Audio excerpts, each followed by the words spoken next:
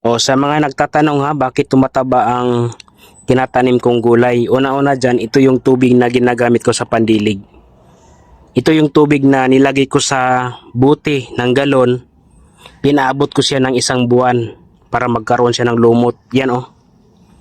Ayan, kasi ang lumot mga ka-idol, mataas yung nitrogen niya.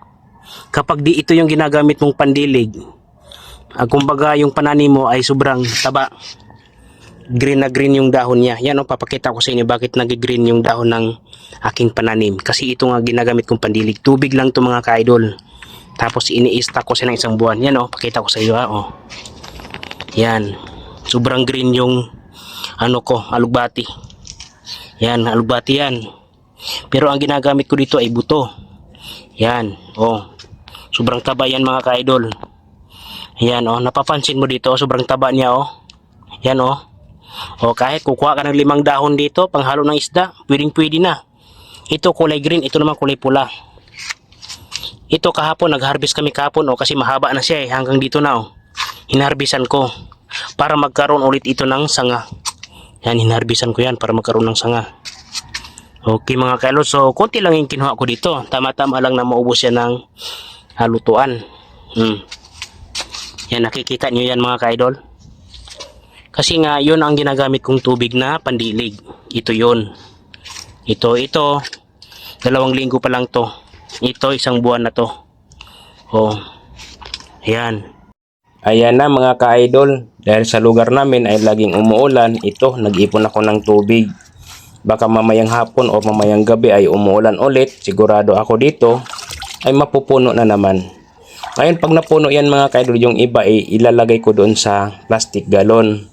Doon ko siya papalumutin. So ito, nag-stack lang ako dito. Tapos pag napuno na, ilipat ko doon sa galon para mas mabilis malulumot. Pero dito sa estero, pwede din kayo dito magpalumot. Totally karamihan naman, nagpapalumot din ako dito sa tulad dito plastic na balde. Okay, pwede din sa plastic estero. So ito lang ginagamit ko mga ka-idol para hindi na ako mag-igib ng tubig na galing sa ilog or galing sa nawasa. Pati yung radish ko dito mga ka-idol ay wala talagang ligtas. Ito ay kasama sa pagdilig na may tubig, na may lumot. Yan o.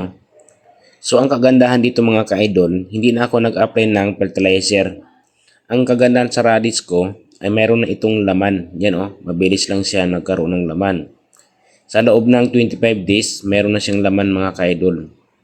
Ito naman ay dahil sa pagdilig ko ng tubig na galing sa tubig sa ulan. After a month, nagkaroon ng lumot at dinidilig ko siya. Ayan, kung napapansin mo, may mga tuyong-tuyong dahon na. Yun po ang dahilan bakit nagtuyo-tuyo yung dahon kasi nga mayroon na palang laman. O, yan ang babasihan mga ka-idol. Kapag may ganyan na tuyo ng dahon, ibig sabihin nagsimula na lumaki ang kanyang laman doon sa puno. Ang laman niya nasa ibabaw ng lupa lang.